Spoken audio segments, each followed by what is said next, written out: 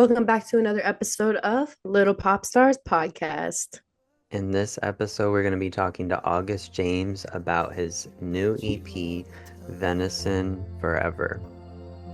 Red bandana around your head, Montana riverbeds are keeping you awake. Thank you guys for having me. I'm excited to talk. Yeah, we're excited to talk to you about your music and your upcoming EP. I love Uh, the tape behind you. yes, we're big fans of Tate here. Likewise. So Um, every episode we like to start off with a little pop quiz where we just ask you some fun and quick questions. Cool. Okay, so who is an artist you really want to collaborate with? I mean, boring answer, but Lord, I don't think she really collabs like that. But well, I mean, she did with Charlie, I guess. Yeah. true, true. Yeah, I gotta do this track first, I guess. Yeah. What is your favorite food? I really like cucumber rolls, just like rice and cucumber and seaweed. Also kind of boring, but I don't know, just like such a little like good midday snack, I feel like. Yeah, Yeah. nice. Where would be your dream venue to play at? I mean, like SoFi Stadium or something like that, just like a massive stadium, Mhm. MSG. I'm from St. Paul, Minnesota, and there's this venue there, or in Minneapolis actually called the Armory. It's just like our big, like, or like our mid-sized venue, and I like grew up going to shows there, so I think that'd be a cool, Mhm. like, full circle moment. Yeah, that Yeah, would. nice. Where is your favorite vacation spot? I went to Barcelona last year, and that was pretty awesome. Nice. Nice. What is your favorite music genre? Pop music, 100%. And is there a song that changed your life? I mean, for some reason, the first thing that's coming to mind right now is Moon Song by Phoebe Bridgers. Just like it's kind of, I feel like that was I heard in 2020 was when I like really started writing music, Mm-hmm. or I mean, like seriously, and I think that that song like changed the way I thought about how music was written. Nice. Okay, the pop quiz is over. Hopefully I So pass. you passed. Good, good. So now we'll kind of start talking a little bit about your like music and your processes. I feel like a lot of your songs are very much like when you listen to them, it feels like you are wherever like the location is that you're writing about. Totally. Um, is there like certain artists that have inspired your more visual lyrics? Definitely. I think the main person is Caroline Polachek, like specifically her last album, had like a lot of like setting information. Like even the first song is like called Welcome to My Island, and it just kind of like brings you right into the world. And that was really exciting to me. And I knew I wanted to like try to make that a big part of my project, especially like with an EP when like you don't have as much time to kind of like establish your like overarching vibes. I wanted to make sure like I hit it really hard on the tracks that I did have. So that's why it was really important to me to like have that like sense of place. Yeah. Nice. And when did you start doing covers versus writing your own music? Hmm. I definitely wrote my own music first. I feel like covers, I don't love like doing covers honestly, but I don't know, they tend to like perform decently on like social media and stuff. So I Yeah. thought I would do a cover honestly. How do you decide like which parts of your songs to include like electronic sounds in? Yeah, I feel like I started producing before I started like writing music. And so like to that end, I was always super intrigued by the fun sounds I could make. And like I started by making like trap beats and stuff like that. So I Hmm. think that like when I started writing music and I like was gravitating towards more like singer-songwritery tones, I didn't I was like still had my like old producer sensibilities in terms Mhm. of like the electronic components. I really never would want to like release a song that was like just a straight guitar. track or Mm-hmm. something like that. I Mm, mean, like even though I feel like I've gotten close, but like I always want to like have there be funky production elements or like something to take it, one step left of center. mm. Yeah. And who are the artists that like have influenced you when producing? From a production standpoint, gosh, so many. I mean, I'll just most boringly, Jack Antonoff. Just, I mean, I hate to say it, but like he's just to me really like pop producer 101. Lately, I've really liked this guy Rob Milton who does like all of Holly Humberstone stuff. Okay. And like Chloe Qisha, I think is her name. She's like coming up right now. She's a great pop Yeah. artist. He's been doing all of her stuff. So I really love like I think he to me like most hits the like balance between the like singer-songwriter folky tones and like the synthy or poppier stuff. Like he really finds a middle ground in a way that I really strive to in my music. Mm. That's Yeah. where he's like my dream like session. Yeah. I'm always DMing him on Instagram. Afternoon sing, I will think of then distant prairie eyes, skipping western skies, then running off alone again. How has like your songwriting processes changed as you've started releasing more music? I think the biggest thing that's changed is just that it's become like less of an individual process. Because like before, I would pretty much like always like make a instrumental first, like make a beat basically, and then like write on top of it. And I still do that, but now a lot of my writing happens like in sessions with other producers and writers. And like then it's a lot more like sit down with a guitar and like, kind of like write it out and then produce it.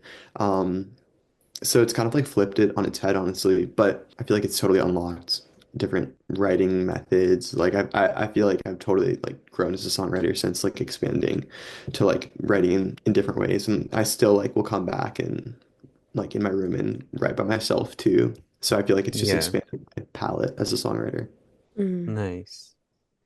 And your upcoming EP, Venison Forever, that's quite a interesting title. Yeah, How Mm. did you controversial decide among on that title?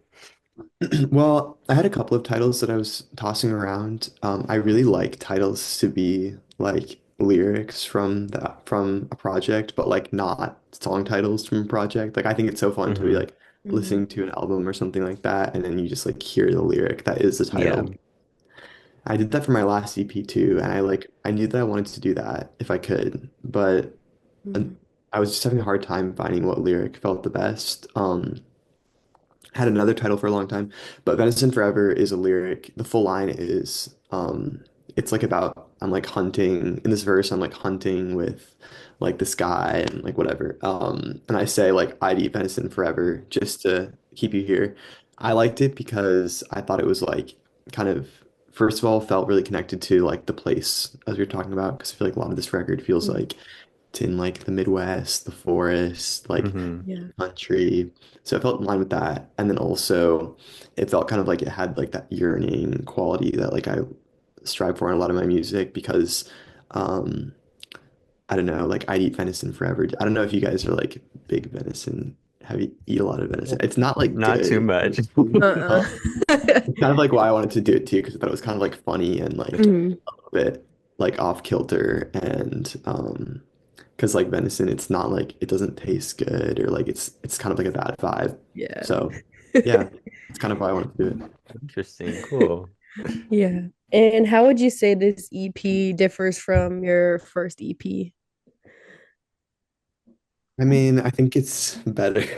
Mm. Um, I think it's just sonically more cohesive. I made it like with the intention of making a project. That EP I love, but I just made it like I wasn't thinking I was making an EP. Like I was just making songs, releasing them. And like at that point, music was super duper casual to me. I mean, like not like it's, some kind of like major thing now, but like I Mhm. wasn't like really pursuing it super seriously. I was just like making stuff, throwing it up.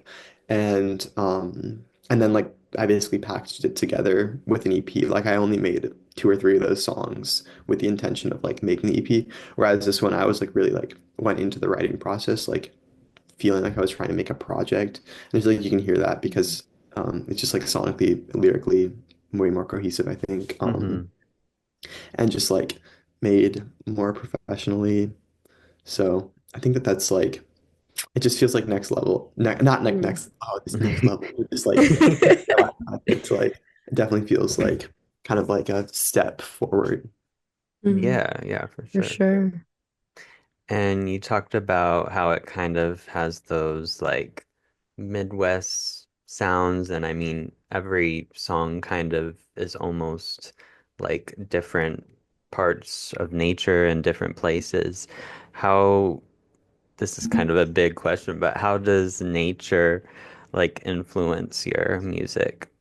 It's funny because I think that like I do end up writing a lot about like nature and it's like a big become a kind of a big part of my like general like aesthetic. Hmm. But I'm definitely not like a big nature. It's not like I don't know, I'm not like I don't like love going on hikes or something like that. So I don't really know like why exactly I'm drawn to it. I think like it's very connected to like my childhood. Like my parents met like in on like this wilderness trip and like Mm, I feel like I definitely just grew up around that vibe and Hmm. like some of my like most core memories, specifically like kind of romantically what I'm talking about are like just kind of tied to those images. So I think that that's why I gravitate towards it. I also think it just goes pretty well with like the sonic qualities that I'm going for Right. and mm, like visually kind of like what it allows me to do.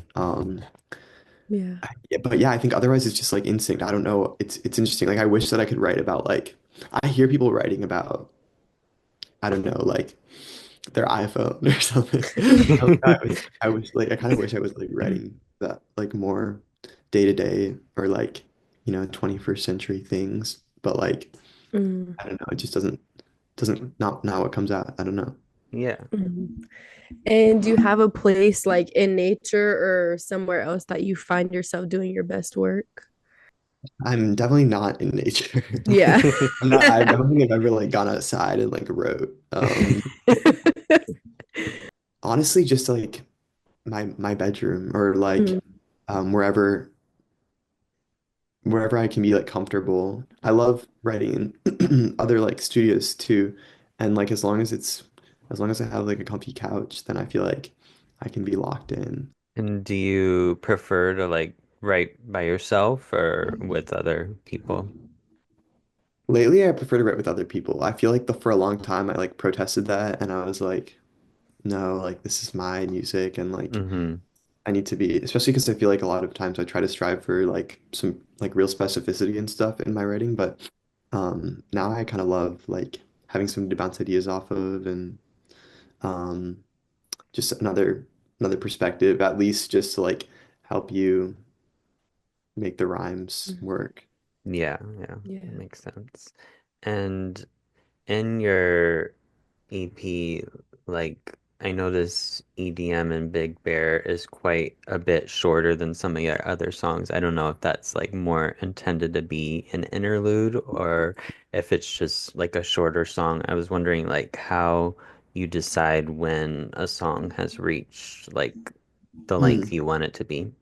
Yeah, that one, it's funny. It's actually labeled, I think like on the whatever we sent you guys, it was just like EDM and Big Bear, but on the project, it is actually labeled EDM and Big Bear Interlude. Okay. And like I was going back and forth on that because I kind of like it when like they're like an interlude, like quote unquote, isn't labeled. It's just like a song Uh-huh. that functions as an interlude. But I think it just makes more sense to have it labeled like that. In terms of like when I know a song is done, I think it just feels you just feel like it's written. I don't know, like I'm writing that song. I like went into the that session with the first verse, and then we just like I don't know, we just that's just how it came out, I guess. And like Yeah. maybe we could have revisited it and like, oh, there's a bridge or something like that. But just like when I stop feeling like I want to say more, then it's done, I guess. Yeah. Uh, Nice. And would you say collaborating with others on this EP has been different from your other EP and songs? yeah, definitely. I mean, my old before this, nobody had like my music, like I was the only one who ever like touched it or like even heard Mhm. it before it would like come out. So Yeah. like this has been a totally different experience to have like multiple people like on like writing, production, mix, master, like everyone kind of like listening to it and like it's been tough in one way because everyone has like their take, you know what I mean? Mhm.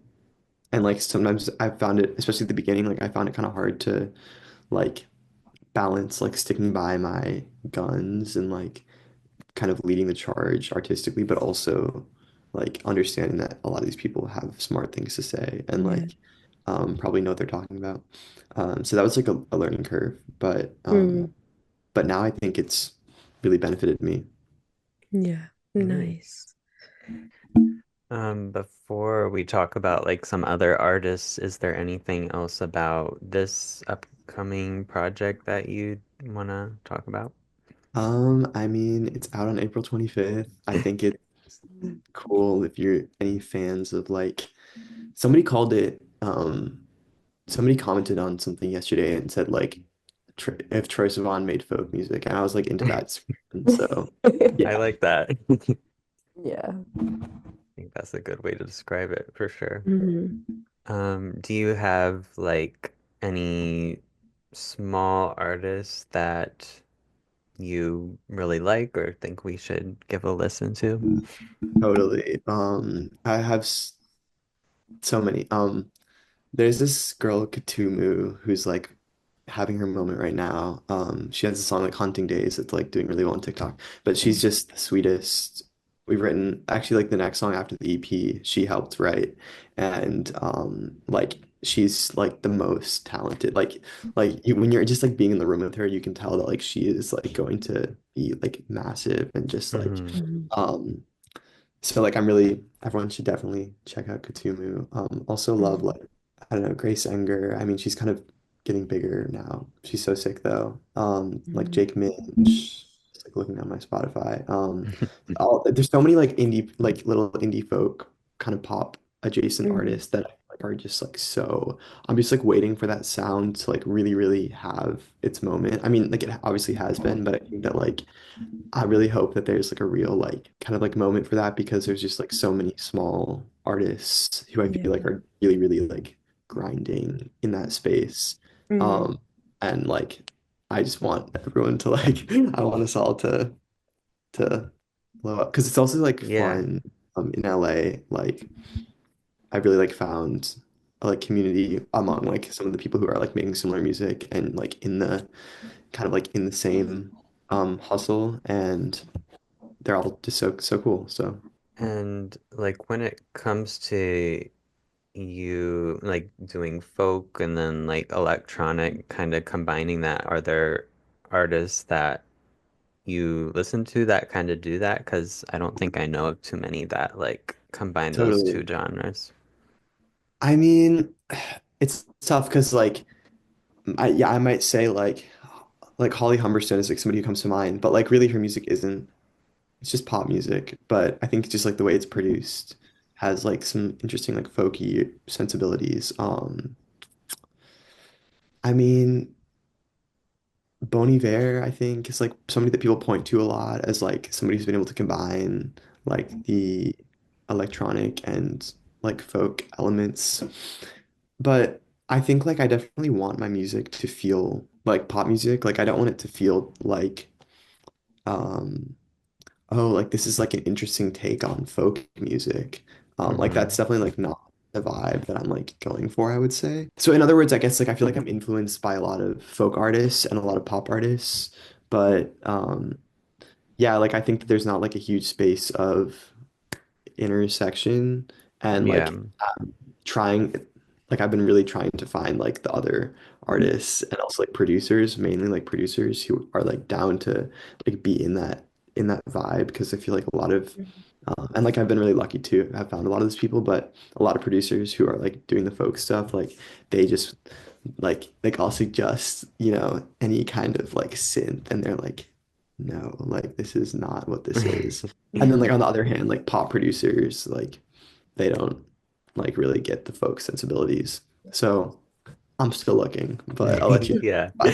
Nice. Has most of the songs you've made, have you produced them or have you worked with other producers? Yeah, so before the EP, I produced everything, and then on this EP, there's two songs, Montana Riverbeds and Altitude Sickness that I produced, and then EDM and Big Bear and Prairie Eyes I like co-produced, and then Big Sky and Let Me Down are both like I didn't do production on. Nice. Wait, I'm just Yeah, curious. yeah. Like this is separate, but I'm just curious, like, because I'm just like I love pop music so much. Like, who do you guys what are you into right now? What are you listening to? I mean, we both, as you can see, really Tate, like yeah. Tate. Uh-huh. Um, I've actually kind of been listening to like Jenny and Lisa quite a bit. Totally, I've yeah. I'd never really ventured into K-pop much, but I've kind of started to a little bit. Um, Totally. I've been having the same thing with K-pop. Like their solo projects are like the first thing that has really yeah, like caught my attention. Mhm. and like seeing their like clips from concerts like really makes me want to go. It just looks like epic. Yeah, totally. Yeah, no, I totally agree. I love the Tate project is probably like my favorite pop album Yeah. in a long time, honestly. Yeah. Every day for me, it's on repeat from the moment Yeah. Yeah. I wake up. I think I like burnt out or like when it first came out, I listened to it like constantly and I have like Mhm. straight guy roommates and like I got them all hooked on like they're always in the car blasting Tate now, which I love. But Perfect. anyway, Mhm.